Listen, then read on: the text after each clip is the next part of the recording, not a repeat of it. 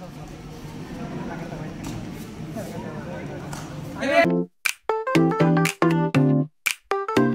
Everyone, কেমন আছো তোমরা সবাই? আশা করি তোমরা সবাই খুব ভালো আছো। আমরাও খুব ভালো আছি।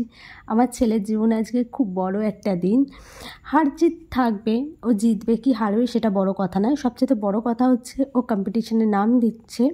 আজকে হচ্ছে ওদের ক্যারাটেতে ডিস্ট্রিক্ট কম্পিটিশন আছে, তো সেখানে যাচ্ছি আমি আর আমার ছেলে। আমি প্রচণ্ড নার্ভাস রয়েছি, বিকজ আমি একা যাচ্ছি। আমি চিনি না জায়গাটা, মানে নামটা আমি শুনেছি, আমাদের বর্ধমানে খুবই বিখ্যাত নাম অরবিন্দ স্টেডিয়াম, কিন্তু সেই স্টেডিয়ামে আমি আজ পর্যন্ত যাইনি, ফার্স্ট টাইম যাচ্ছি।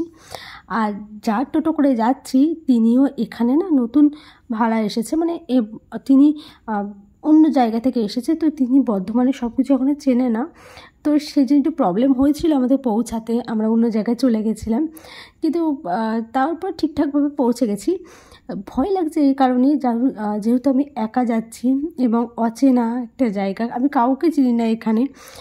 শুধুমাত্র আমি যে এখানে আমার ছেলেকে নিয়ে খেলা শেখাতে যাই, সেখান থেকে মাত্র ও আসছে, আর আরেকটা মেয়ে আসছে যেটা আবার ওর থেকে অনেকটা সিনিয়র। তো এখানে অচেনা, তারপরে আবার যাই হোক যে হোক করে আমার পৌঁছে গেছি। কিন্তু আশেপাশে কথা বলছিলাম টুকিটাকি। আর এখানে একদিকে ছেলেদের একদিকে মেয়েদের বসানো হয়েছে, এবং এখানে এখন ওদের বোঝানো হচ্ছে কীভাবে তোমরা খেলবে। তারপরে জাজেসদের বলা হচ্ছে তোমরা অনেকে ছেলেদের টিমে রয়েছে, অনেকে মেয়েদের খেলা দেখবে, তো এইভাবে আলাদা আলাদা করা হচ্ছে। এবং এখানে সত্যি কথা বলতে প্রথমে খুব ভয় লাগছিলো একটা, যে কী করবে জানি যে হারলে হারবে, জিতলে জিতবে, হার জিত খেলার মধ্যে থাকবে। তারপরেও হয় না যেটা মা, তো এটা টেনশন হয় যে ওনা ঘাবড়ে যায়। তো সেটাই আমার হচ্ছিল। আর এখানে ওদের স্যার বলছিল যে তোমরা ঠিকঠাকভাবে দেখবে কোন বাচ্চা কীরকমভাবে খেলছে। আর আমাদের ছেলেদের যে গ্রুপটা ছিল সেটা হচ্ছে সবচেয়ে ছোটোদের গ্রুপ ছেলেদের মধ্যে, ওরা আন্ডার 6 ইয়ার্সের মধ্যে ওরা নেমেছে। আর এদিকে মেয়েদের দিকে তো অতটা দেখা হয়নি, ছেলেদের দিকটাই যেহেতু দেখছিলাম। তো যাই হোক, এখানে এবার ওদের বসিয়ে রেখেছিল, মানে এখানে আমার ছেলেরাই ফার্স্ট নামছে, যেহেতু ওরা সবচেয়ে ছোট ছিল। তো ওরা এখন কাঁথা দেখাবে। কাঁথা মানে ওই যারা ক্যারাটে শেখো বা জানো তারা জানবে, আমি আগে জানতাম না। কাঁথা সেই একটু ব্যায়াম টাইপের একটু কিছু দেখাতে হয়, তারাও তোমাদের দেখাচ্ছি। এই দেখো,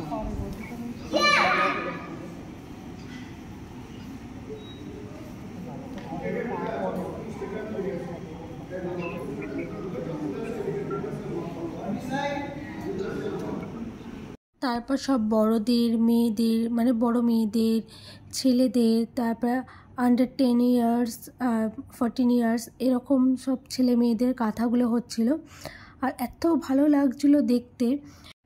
তো তারপর ফাইট শুরু হয়ে গেছিলো। ও হ্যাঁ, আর লাস্ট 18 ইয়ার্স ওল্ড অবধি ছিল এজের, তারাও সব ফাইট করেছে এবং কাঁথাও করেছে।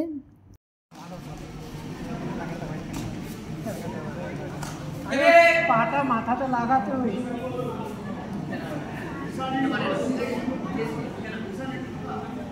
পা ভালো হচ্ছে, পাটা মাথায় লাগা।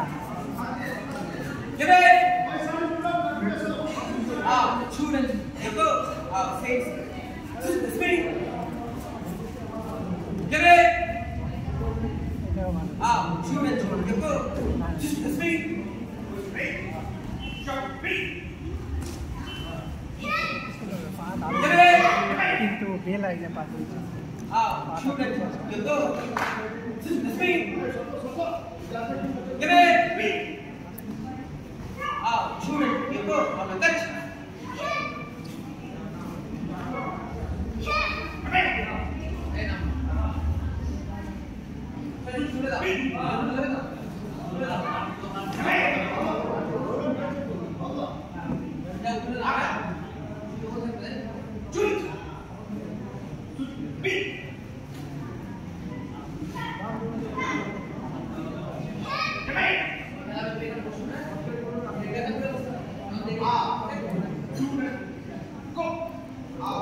তো চলো, সব শেষ, এবার ওদের মেডেল দেওয়া হবে। আর এই যে এখানে মেডেল দিচ্ছে, তো মেডেলটা নিয়ে এবার বাড়ি যাব। ও ফাইটে গোল্ড পেয়েছে এবং কাঁথাতে ব্রোঞ্জ পেয়েছে। আসলে কাঁথাতে ও একটু ঘাবড়ে গেছিলো, তো যাই হোক যা করেছে সেটাই ভালো। ফার্স্ট টাইম এসে যে করেছে, তো এটাই সবচেয়ে বড় পাওনা। এই যে এখানে ওকে হচ্ছে গোল্ড দেওয়া হচ্ছে, তার আগে ব্রোঞ্জ দিয়েছিল ওকে। তো আমার ভীষণ ভালো লাগছে। আমার ভালো লাগছে ও গোল্ড পেয়েছে এর জন্য না, আমার ভালো লেগেছে যে ও করেছে।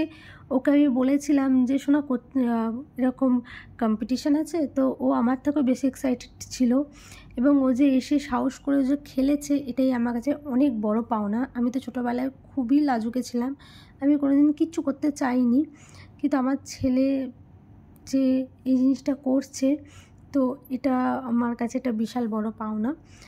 তো চলো এবার ছেলেকে নিয়ে গুটি গুটি পায়ে চলে যাই বাড়ি। সবচেয়ে বেশি চিন্তা হচ্ছে এবার টোটো কী করে পাবো, তার কারণ হচ্ছে তখন একদম দুপুরবেলা 2:30-3টের বেশি বেজে গিয়েছিল। তো এই অরবিন্দ স্টেডিয়াম থেকে আমাদের বাড়িটা অনেকটা এবং উল্টো দিকে পুরো, তো টোটো পাওয়াটা নিয়ে এখন বিশাল বড় চাপ। কাটা টোটোতে তো যেতে হবে, কিন্তু সেই টোটোটাও পাবো কি না বুঝতে পারছি না, কারণ কি এখান থেকে ম্যাক্সিমাম টোটো যায় হচ্ছে স্টেশনের দিকে। দুপুরবেলায় আমি একা আমার ছেলেকে নিয়ে, আরও যদি একজনা থাকতো তাও না হয় টেনশনটা কম হতো। তো ছেলেকে নিয়ে বলছি যে চলো একটু হাঁটতে হবে আমাদের, তারপর হয়তো টোটো আমরা পাবো। ও আজকে খুব খুশি, ও যতটা বলবো ততটাই হাঁটবে, তার কারণ হচ্ছে ও মেডেল পেয়েছে। তখন মেডেলগুলো ওকে বলছি শোনা ব্যাগের মধ্যে ঢুকিয়ে নাও, না ও ব্যাগে কিছুতেই ঢোকাবে না, ও সেই গলায় পড়ে পুরো বাড়ি অবধি গেছিলো। আর আমি টোটো পেয়ে গেছি, টানা টোটো পাইনি, আমাকে এখান থেকে হচ্ছে কেটে কেটে যেতে হবে।